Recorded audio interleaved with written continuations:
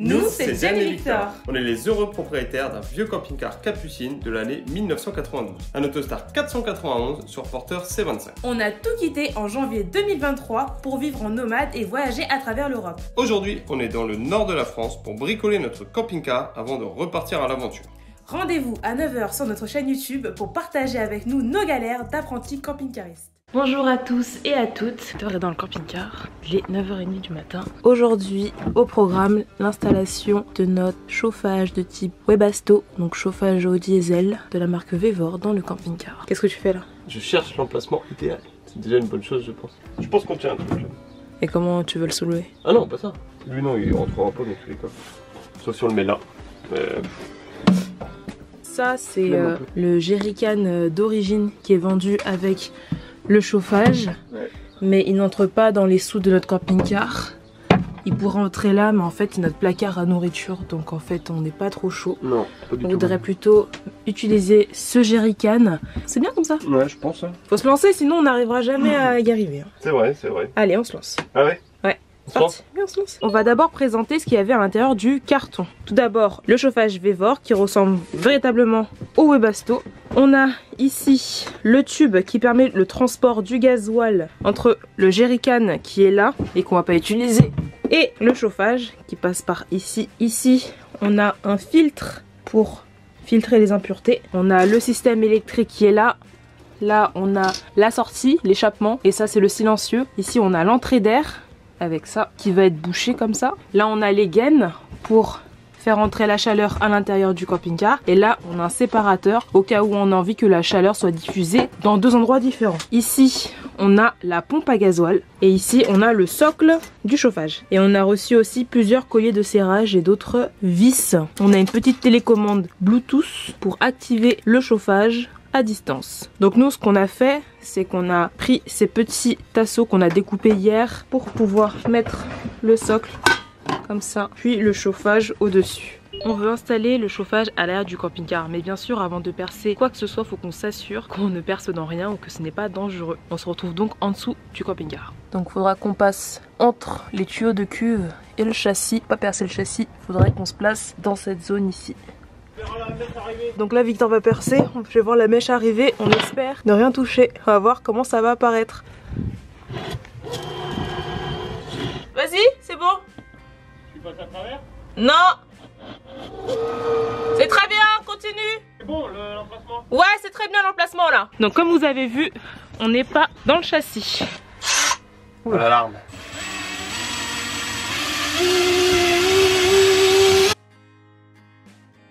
Ça marche bien ce truc. Ah waouh, génial. J'ai l'impression que le tube va entrer par contre. Non. Fais voir. Non, ça passe pas du tout. Ça c'était du 24 ce que j'ai fait. Donc c'est là les 4 mm plus grands. Ça devrait aller, c'est les 4 mm qui nous manquent. Bah là maintenant c'est compliqué d'être centré en fait. Parce que j'ai pu...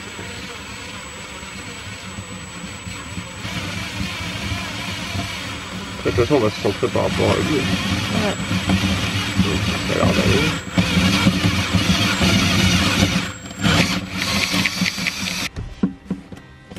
Ah super. Nickel, c'est la bonne taille hein. Ah ouais, magnifique. On a un trou. Yes. Ouais.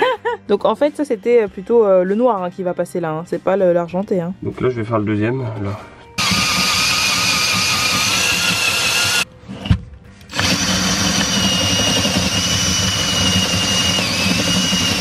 Je vais devoir percer le jerrycan pour pouvoir faire le conduit de gasoil. C'est ça qui va intégrer le jerrycan. Pour savoir quelle mèche utiliser pour le perçage, il va falloir se servir du joint, savoir quelle mèche passe. Là j'ai ma mèche de 8 et je sais que hop ça va pouvoir passer par là. Donc c'est cette mèche que je vais utiliser pour percer mon jerrycan.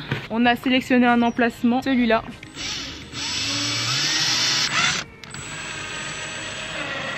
C'est bon. Ça c'est mon trou, quand ça fuit ce sera ma faute. C'est ça. Parce que c'est moi qui ai fait le trou. Vous êtes témoin. Et maintenant on va pouvoir installer le piston sais pas comment ça s'appelle. Bon, maintenant c'est l'étape compliquée. Intégrer le tuyau du réservoir dans le jerrycan. L'idée elle me vient de Dimi Sofree. Je mettrai son tuto en barre d'infos parce qu'il nous a beaucoup aidé dans cette vidéo. Je vais intégrer le tuyau du gasoil à l'intérieur. Il faut que je le fasse ressortir par le bouchon. Et maintenant je vais essayer de récupérer. Hop.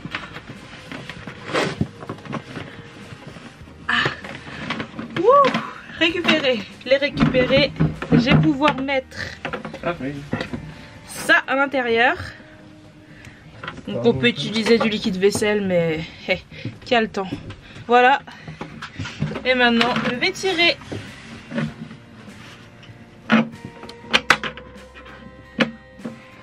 Et magie, il est là. Et bien sûr, il y avait le joint de l'autre côté. Hein. C'est aussi facile que ça. Faut pas le perdre. Ah non, c'était pas si facile. Ah ouais? Ah ouais. Entendu crier. Je remets le joint et je vais serrer avec un boulon. Alors je vais le mettre dans cette direction là pour pas risquer de le perdre.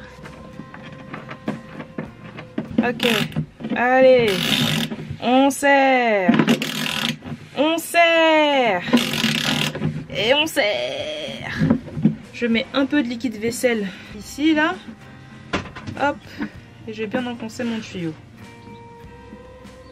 On a ajouté un collier de serrage de ce type là au niveau de la sortie ici. On a coupé le tuyau pour intégrer le filtre. C'est un filtre qui se présente comme ça. Collier de serrage que j'intègre. Puis je mets le filtre, toujours avec un peu de savon. Bon, c'est des colliers de serrage qu'il faut pincer et ça fait mal aux doigts. Mais bon, ça veut dire que ça pince fort. Voici le filtre qui est installé. Maintenant, on va passer à l'installation de la pompe. C'est la pompe à gasoil. Dans une précédente vidéo, on a dit que c'était une pompe à huile. On s'est trompé. Là, c'est la partie qui va aller vers le Webasto. Et là, c'est la partie qui est au niveau du jerrycan. Les connecteurs indiquent le sens de la pompe. Donc là, ça va de bas en haut, comme ça. Pas oublier de passer le collier de serrage avant d'enfoncer le tuyau. On va faire des erreurs de débutant. C'est vrai. Un petit espace là. Pour ce collier de serrage, j'ai la solution en fait. Tout simplement, il faut prendre une pince multiprise et on se fait pas mal au doigt. T'aimes bien me surveiller à la fin? Non, c'est parce que je dois aller prendre un truc. C'est donc Je te fais ça. entièrement confiance. Je ne vérifie rien de ce que tu fais. Ah bah non plus. Rien. Hop, c'est serré. Si pendant qu'on fait des travaux, on se blesse pas, c'est qu'on n'a pas fait des travaux, je crois. Tu t'es blessé? Bien sûr, je me suis blessée. Oh. On va mettre des tasseaux pour surélever légèrement le jerrycan pour que l'alimentation en gasoil soit optimale. C'est ça. Donc on rappelle que c'est les tasseaux de récupération de la grand-mère de Victor. On est parti la visiter hier et c'est grâce à ça qu'on a du bois gratuitement. Alors pendant que Jen s'amuse à brancher les tuyaux au jerrycan, je vais vous montrer ce que j'ai fait. Moi je prépare les socles en fait pour poser le chauffage ici et le jerrycan là. Donc j'ai fait ce petit système en fait, j'ai mis une sangle à cliquer ici que j'ai bloqué grâce à cette petite plaque métallique que j'ai bien vissée. Et en fait du coup la sangle va venir autour du jerrycan comme ça pour le maintenir et qu'il ne bouge pas. Après en théorie le jerrycan fera 10 kg donc la sangle devrait largement suffire pour le tenir. Il n'y a presque plus qu'à poser les choses. Ici on a installé le boîtier de commande. On va faire passer le fil par là pour relier au panneau électrique qui est ici. On a un petit souci au niveau de nos trous. Celui qui est à l'arrière, qui est censé faire l'arrivée d'air, eh ben, il est trop petit. On va devoir limer les parois pour agrandir le trou.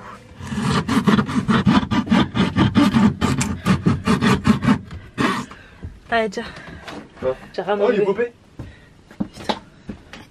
Poupée, il a voulu nous rejoindre pour les travaux.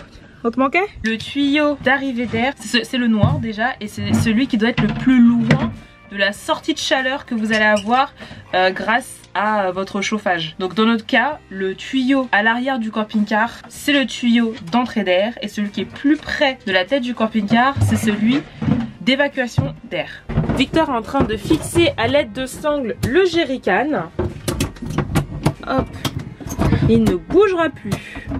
Donc comme ça, il sera facile de régler son serrage. Avec les vibrations qu'on connaît dans le camping-car, il faudra surveiller son serrage. Donc t'as passé le collier là? Ouais. Donc là t'enfonces le conduit de carburant. Et là, tu fais passer le collier de serrage. Tu sais, tu as une pince. Oh, j'ai les doigts. Et maintenant les autres tubes. Oui. Alors, collier de serrage, on enfonce. Le 2 sert déjà là. Non, serre pas déjà. Vas-y, mets l'autre. Parce que le problème c'est qu'il va falloir qu'on le tourne. On va pas serrer tout de suite. Mais il faut juste l'intégrer. Hop, collier de serrage. The second one. Ok, je passe en dessous. Vas-y. Mais...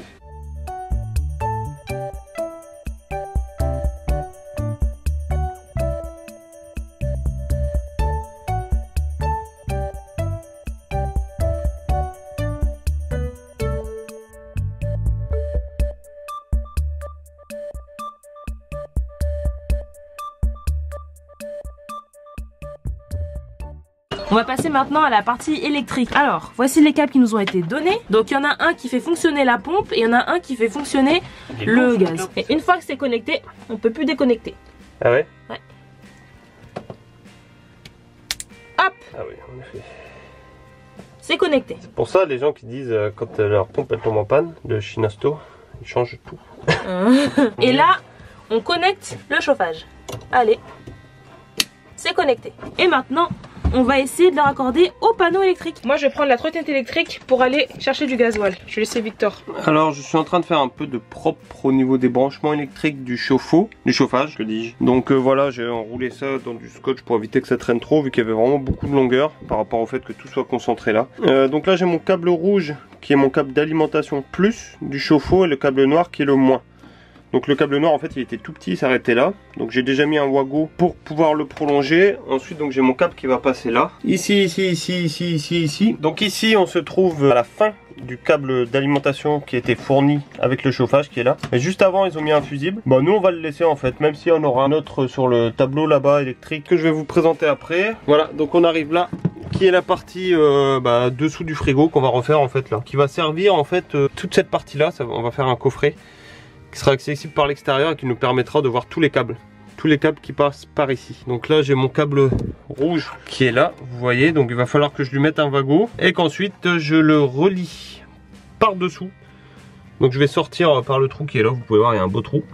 Je vais sortir par là et je vais aller l'amener jusque là-bas au boîtier. Regardez, donc le boîtier est là. Pour le moment c'est un peu le bazar, mais pour moi c'est assez clair. Donc on a 6 emplacements ici en 12 volts qui permettent d'être protégés par des fusibles. Pour le moment on n'en a que 2 qui sont utilisés. Donc là on n'a qu'une cosse qui reste, il faut que je l'enlève. C'est la cosse qui servait pour le frigo en 12 volts avant. Voilà, donc là j'ai 2 emplacements qui sont là. Donc au niveau du fusible qui est déjà présent sur le tableau électrique, je vais le changer, je vais mettre le même ampérage de fusible qu'il y a sur le fusible qui a été fourni et qui est au bout du câble rouge. Donc je vais aller m'allonger sous le camping-car pour faire passer les câbles.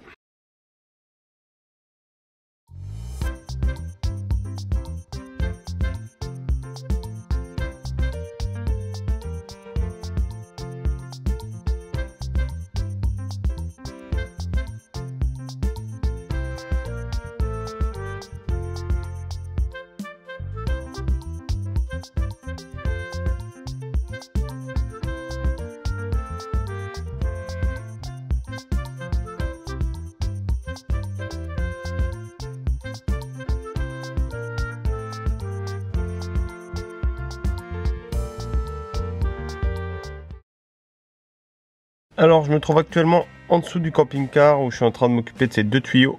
Vous voyez là et là. Donc ça c'est la sortie des gaz d'échappement du chauffage et ça c'est l'entrée d'air. Ah, donc là j'ai rajouté le filtre et là faut que je rajoute le silencieux qui va venir là et que j'ai fixé et après je vais le monter. Mais je sais pas en fait où le fixer celui-là. Moi je le fixerai bien là. Sur le pare-choc, histoire que les gaz partent vraiment à l'arrière, parce que j'ai peur que si je le fixe là-haut, vous voyez en fait les gaz restent un peu bloqués à cet endroit-là. Je réfléchis. Et regardez qui voilà là-bas, c'est Jennichou qui revient avec son petit vélo de Carrefour. On va aller chercher du gasoil.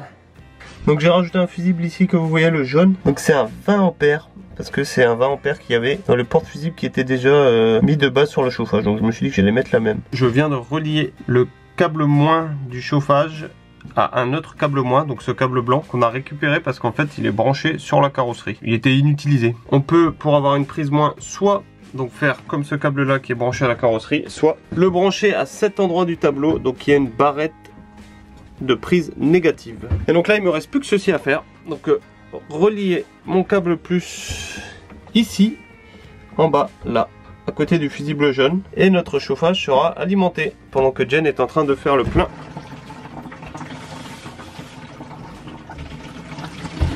Donc on est sur les derniers préparatifs avant la mise en route. Le moins qu'on puisse dire, c'est que c'est un peu stressant quand même. Moi je suis pas du tout stressée. Je suis sûre qu'on a fait un excellent travail. Alors, t'as planché sur le bus? J'y vais.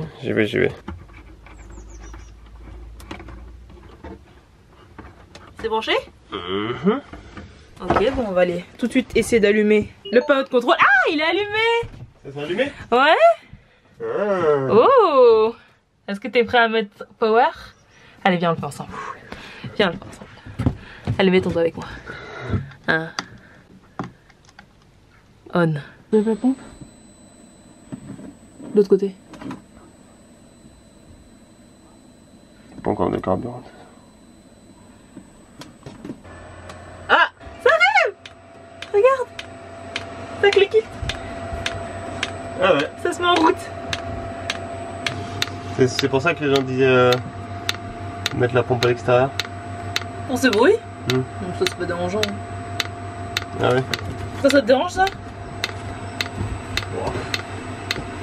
Alors on a eu un code d'erreur qui s'est affiché sur notre boîtier de chauffage et en fait c'était le code E10. C'est parce que vous voyez il y a pas mal d'air dans la durite pour le moment. Là la pompe est en train de tout aspirer. On la maintient comme ça pour que ça coule plus facilement. Mais il y a quand même un peu de chaleur hein.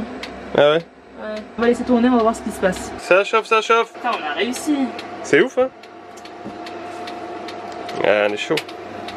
Franchement trop content du coup de cette journée qu'on a réussi à faire fonctionner notre chauffage. Du coup là il nous reste pas mal de finitions à faire hein. À accrocher définitivement la sortie d'échappement à l'extérieur. D'ailleurs je vais aller vous montrer, vous allez voir que ça chauffe normalement là-bas aussi. Et percer la soute pour y mettre une bouche d'aération.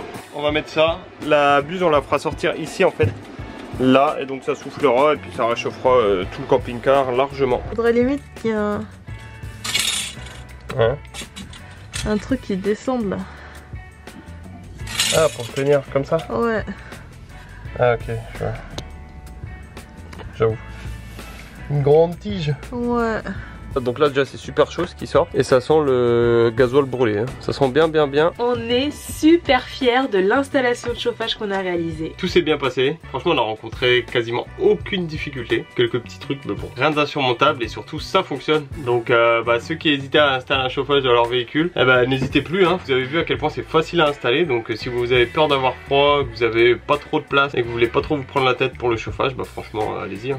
N'hésitez pas. De toute façon vu qu'on va vivre dans ce camping-car dans les prochains mois, on vous fera des retours si au niveau du chauffage on est satisfait ou pas. Ouais. On espère que cette vidéo vous aura aidé si vous prévoyez d'acheter un chauffage de type Webasto. Et pour ceux qui ont installé des chauffages de ce type, vous avez vu du coup comment on a fait notre installation. S'il y a des erreurs qu'on a faites qui peuvent être dangereuses pour nous, n'hésitez pas à nous les dire avant qu'on s'en serve réellement, parce que là on fait juste des petits tests comme ça. Du coup on le laisse tourner 10-15 minutes maximum, mais après on sera amené à le laisser fonctionner peut-être plusieurs heures. Donc dites-nous si vous avez vu des grosses erreurs qu'on avait faites qui pourraient nous mettre en danger, qu'on puisse les rectifier avant qu'il y ait un drame. En tout cas on espère que vous avez apprécié cette vidéo et on se retrouve demain matin à 9 h pour une nouvelle vidéo de travaux. Salut!